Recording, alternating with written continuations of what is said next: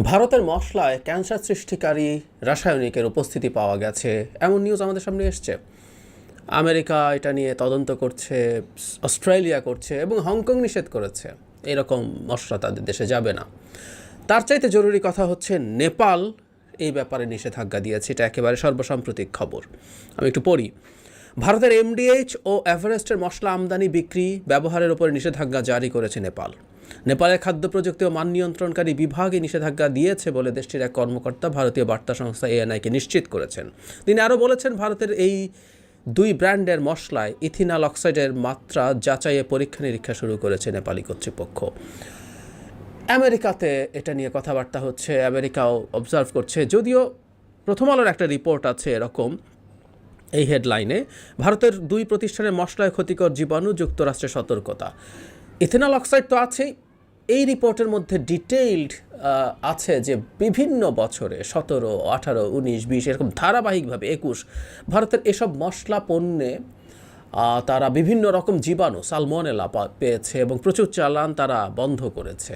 মানে একটা বড় চালান গেল, তার একটা সাম পার্সেন্টেজ দেখা গেছে যে সেটা উপযুক্ত ছিল না, সেগুলো তারা বাতিল করেছে।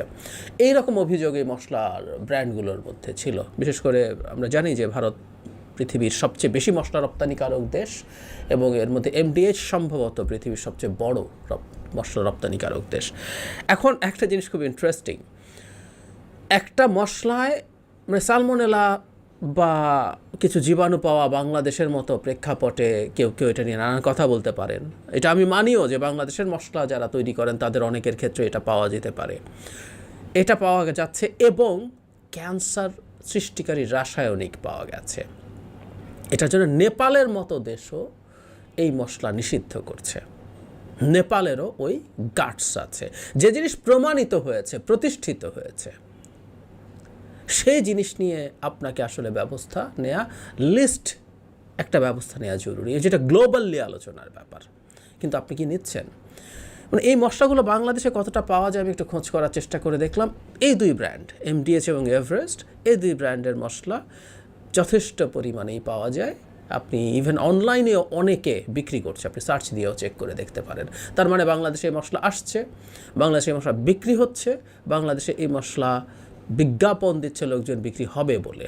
তার মানে কোনো রকম কোনো রাগ নেই। অবশ্য যারা বিক্রি করছেন তাদেরকে আমরা ব্লেমও করতে পারি না, কারণ বাংলাদেশ সরকার তো আসলে এই মশলা কোনোভাবেই এখন পর্যন্ত নিষিদ্ধ করে নাই। আমি এর মধ্যে সেই আমাদের পুরনো দাসত্ব, কৃতদাসত্ব খুঁজে পাই। ধরুন এই মশলা সারা পৃথিবী নিষেধ করে দিচ্ছে, চারদিকে সবাই দেখলো যে এই পরিমাণ ক্যান্সার আছে ইত্যাদি ইত্যাদি। Bangladesh maybe the one of the last countries যে এই মশলা নিষেধ করবে, সেখানে এটা আসতে দেবে না, এটা বিক্রি নিষেধ করবে। আমরা দীর্ঘদিন থেকে যে আলাপটা করছি, যে আলাপটা আমাদের এখানে চলছে, যে আলাপটা চলতে হবে, চলতেই হবে, সেটা হচ্ছে বাংলাদেশের বর্তমান সরকার শুধুমাত্র ক্ষমতায় থাকার জন্য নিজে এই ভারত সরকারের জাস্ট কৃতদাসে পরিণত হয়েছে। এটা তো একটা কোম্পানি, এটা তো ভারত সরকার না। কিন্তু ভারতীয় কোনো পণ্যের বিরুদ্ধে যৌক্তিক ব্যবস্থা, যে ব্যবস্থাটা আপনিও ইনিশিয়েট করেন নাই। ব্যাপারটা তো এমনও না যে এই দুটো মশলা মানে টেস্ট করে আপনি পেয়েছেন যে এর মধ্যে ক্যান্সার সৃষ্টিকারী রাসায়নিক আছে, তাই আপনি নিষেধ করলেন না। আপনি সেটুকুও করেন নাই। যেটা গ্লোবালি অ্যাকসেপ্টেড হয়েছে, যেটা নিয়ে অলরেডি সার্ভেইলেন্স আছে, যেটা নিয়ে নিষিদ্ধ করার নজির আছে, সেই মশলা নিয়েও আপনি আসলে কথা বলবেন না। কেউ বলতে পারেন বাংলাদেশের মশলাতেও এটা পাওয়া যেতে পারে, ধরে নিলাম পাওয়া যেতে পারে, এটা বা অন্য আরও কোনো ক্ষতিকর জিনিস পাওয়া যেতে পারে, সেটাও বাংলাদেশের ব্যর্থতা। কিন্তু কোনো একটা জায়গায় যখন ওই পণ্যের মধ্যে ওটা ধরা পড়বে, ধরুন বাংলাদেশে কোনো একটা মশলা বিদেশে যায়, যে কোনো একটা ব্র্যান্ডের মশলা, সেটা বাইরে ধরা পড়লো, সেটা যদি বাইরেও ধরা পড়ে অথবা দেশের ভেতরেও কোনো পরীক্ষায় ধরা পড়ে, তখন তো বাংলাদেশ সরকারের সেই বাংলাদেশি মশলাটাও তার নিজের দেশে ওইটা নিষেধ করা উচিত হবে, তাই না? এটা উচিত একেবারেই। মজার ব্যাপার, ভারতের এই সংকট তৈরি হওয়ার পর ভারত তার অভ্যন্তরীণ বাজারেও এই মশলা নিষিদ্ধ করেছে বলে আমার অন্তত চোখে পড়েনি। আমি খুঁজে দেখার চেষ্টা করলাম। তার মানে নিজের দেশের মানুষকেও তারা ঝুঁকির মধ্যে রাখছে এবং বিশ্বের অন্যান্য মানুষকে ঝুঁকির মধ্যে রাখছে। ভারত তার নিজের নাগরিকদেরকে কীভাবে রাখবে না রাখবে, কতটা ঝুঁকি তৈরি করবে, এটা ভারতের ব্যাপার। এটা নিয়ে আমরা কথা বলবো, কিন্তু এটা দিনের শেষে ভারতের সিদ্ধান্ত। কিন্তু বাংলাদেশের মানুষকে এইরকম স্বাস্থ্য ঝুঁকিতে রাখবে সরকার কেন?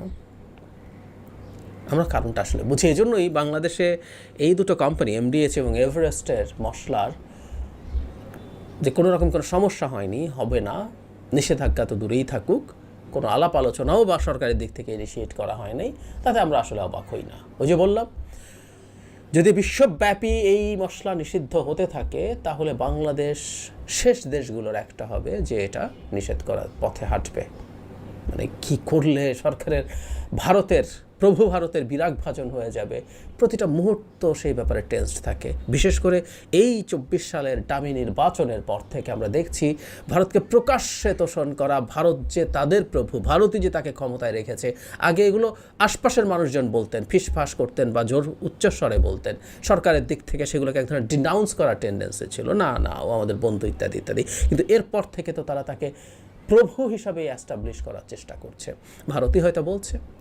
ঠিক একইভাবে আমি মনে করব সেই কারণেই যে এখন সামনে আসলে আপনি এই ব্যাপারগুলোতে আসলে কিছু হবে না। বাংলাদেশ ওই পুরনো কথা ঘুরে ফিরে আসতেই থাকবে। বাংলাদেশের সংকটের মূল যে জায়গায় ভারত, বাংলাদেশের গণতন্ত্র ধ্বংস হওয়ার মূল যে জায়গায় ভারত, সেই ভারতই তো আসলে আমাদের গণতন্ত্র ধ্বংস হওয়ার সাথে তো আওয়ামী রেজিমের ক্ষমতায় থাকা সরাসরি জড়িত। ও ক্ষমতায় আছে, আমাদের গণতন্ত্র ধ্বংস হয়েছে বলেই সে ক্ষমতায় আছে। সুতরাং ভারত আমাদের কাছে যতটা তীব্র শত্রুতে পরিণত হচ্ছে, যতটা ঘৃণার বস্তুতে পরিণত হচ্ছে, এটা আওয়ামী লীগের কাছে ইনভার্সলি প্রপোর্শনাল, তত বেশি ভালোবাসার বস্তুতে পরিণত হচ্ছে।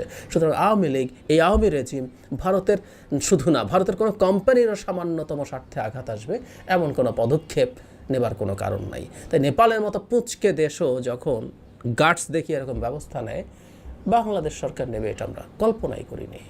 এটা হওয়ার কোনো কথাই ছিল না।